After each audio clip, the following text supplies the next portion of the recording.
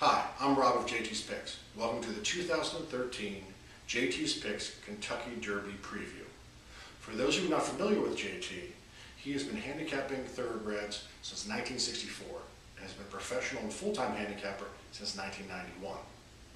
JT has finished in the money in multiple handicapping contests and is a frequent featured speaker at handicapping seminars throughout the Northeast. In today's preview, JT is going to walk you through the probable Kentucky Derby field, highlighting each individual runner. When JT's presentation is wrapped up, I'll be back to talk to you some more. Thanks.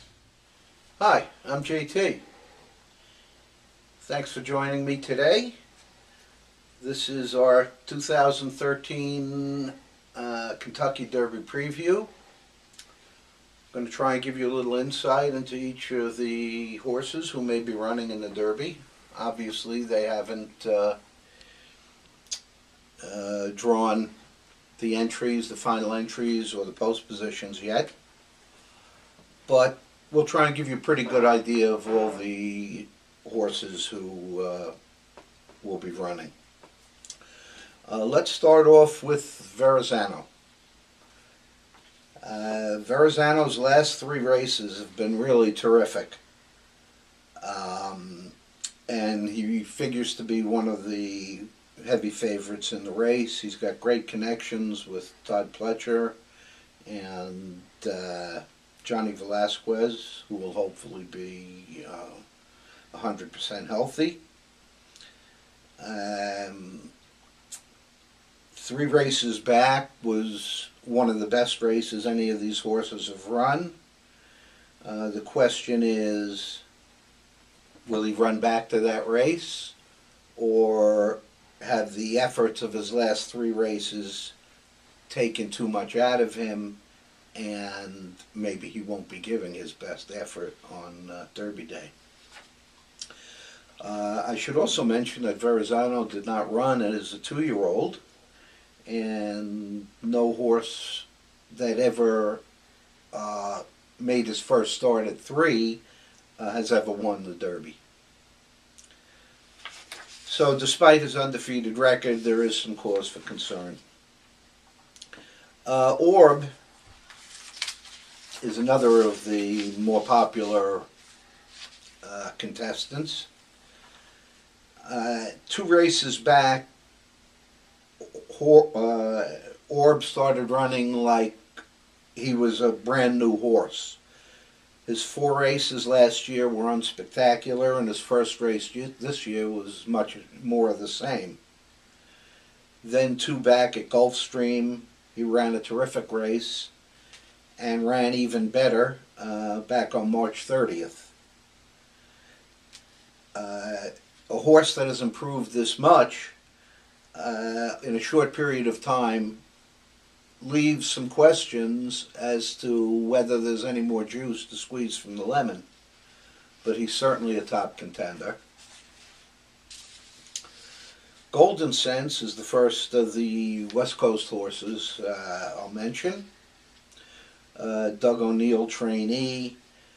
This horse in his last race showed a major improvement over his previous races.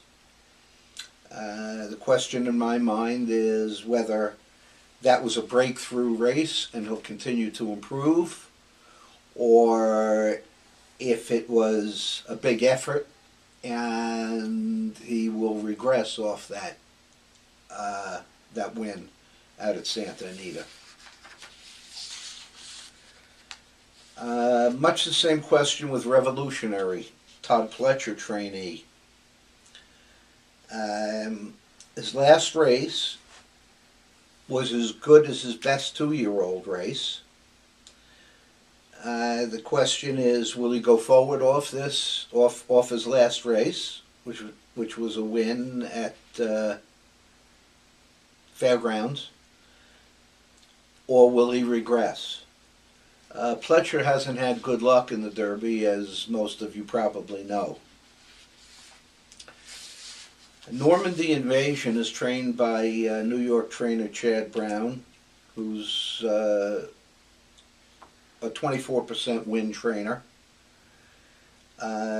His last race matched his his last race matched his best race as a 2-year-old.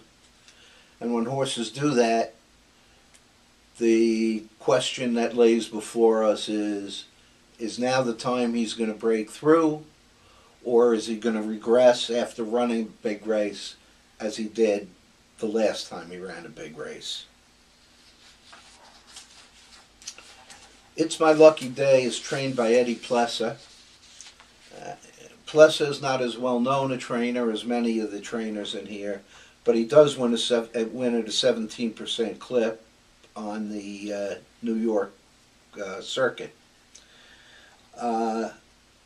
This horse has 3 sensational races this year, back to back, and I really can't fault him other than the level of improvement from last year to this year has been significant.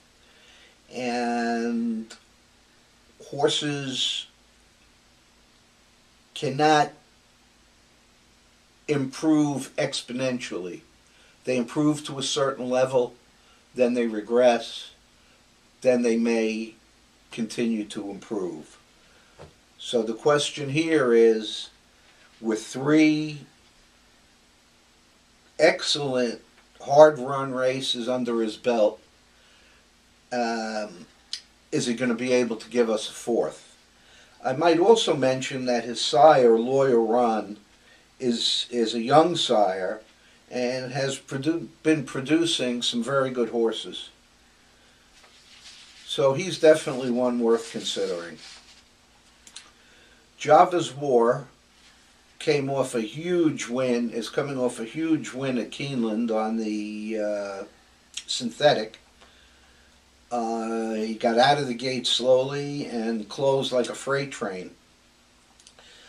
Many of the horses in this field are closing types, and that is not going to work in Java's War favor. However, if he can start with some alacrity and stay mid-pack, this horse definitely has a chance to win the big money.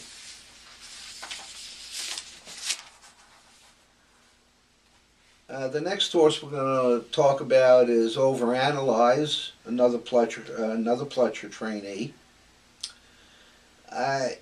His last race of 2012 at Aqueduct was a real pip.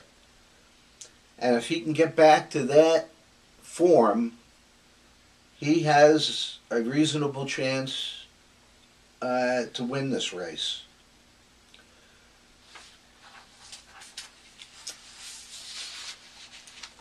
Vijak is trained by Rudy Rodriguez, who was a former jockey and a protege of Dick Dutrow, who's now under suspension. This horse has a very nice pattern coming into the race, but it should also be noted that with his last 2 races being bang-up numbers, we're faced with the issue of, will he continue to improve, or is now the time that he's going to regress? This is a problem we face in handicapping with many 3-year-old races. Which ones have matured between 2 and 3, and which ones are going to mature later on in their racing career. Governor Charlie is a Bob Baffert trainee. He shows nice improvement. He's only run 3 times, never as a 2-year-old, but each race is an improvement over the prior race. And one thing I've learned in my handicapping over 40 plus years is never bet against a horse that's improving at a relatively moderate pace. because those horses have a tendency to continue improving. It's when a horse goes from being an average horse to whirl away that you look to bet against. But a horse like this would not be a shock, and I think he'll be quite good odds. Palace Malice. This is like the Todd Pletcher show. Pletcher is 23% turf to dirt, and this horse is coming off a nice second on the turf at Keeneland. He would have to run his best race ever to win, but he's definitely not a throwout. We'll Take Charge, trained by the great Wayne Lucas. Some of you would say the old Wayne Lucas. Lucas has won big races with horses that have looked worse than this one. His last race was a nice win at Oak Lawn Park at long odds, 28-1. And any further improvement off that puts him in the mix. Charming Kitten, another Pletcher trainee. Last year ran only on turf and dirt and synthetic. In fact, has never run on the dirt before. But with Pletcher being 23% synthetic to dirt, some hold the theory that the first time dirt, horses jump way up. And if you think that's the case, if there's any improvement off his last race at Keeneland, then he's right there. Frack Daddy is going to be a long price from a good barn. The trainer, Kenny McPeak, is 18% at Churchill. Doesn't have quite the speed figures of many of the other horses, but again, McPeak knows his way around Churchill Downs, and this horse could be ready to improve. Another terrific trainer with an entry here is Tom Amos with My Loot. Amos is a 27% win handicapper at Churchill Downs. This is probably the most experienced horse in the field, and his sire, Midnight Loot, is a relatively young sire that's turning out a lot of good runners.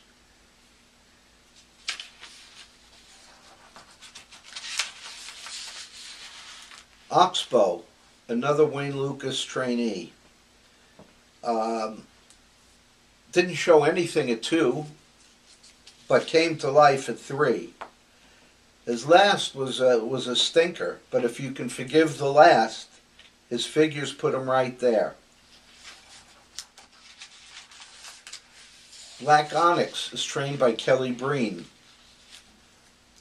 The big question here is, can he carry his form from synthetic to dirt? His previous dirt races have been terrible, but his last on synthetic was excellent. If this horse is just rounding into form and he can run on dirt, he could be dangerous at a very big price. Falling Sky appears to be 2 steps slower than the rest of the field, but he is a consistent sort, and you might well want to consider him in your exotics. Code West is a Bob Baffert trainee. He could be running in a non-winners of one other than race. Baffert put him in here, and Baffert knows how to train horses, so he must know something that doesn't appear in the form. I would never throw out a Baffert horse without seriously considering him.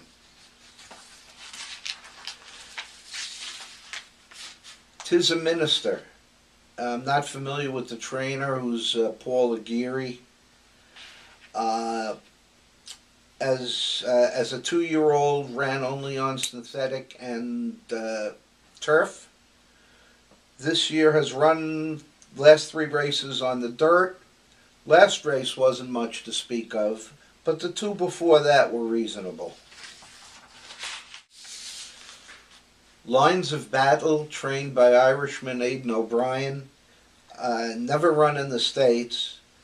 Won a $2 million race in Dubai back in March on the synthetic. Question mark on the dirt.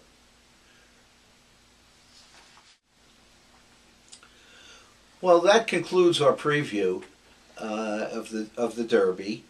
I encourage you to go to my website, www.jtspicks.com.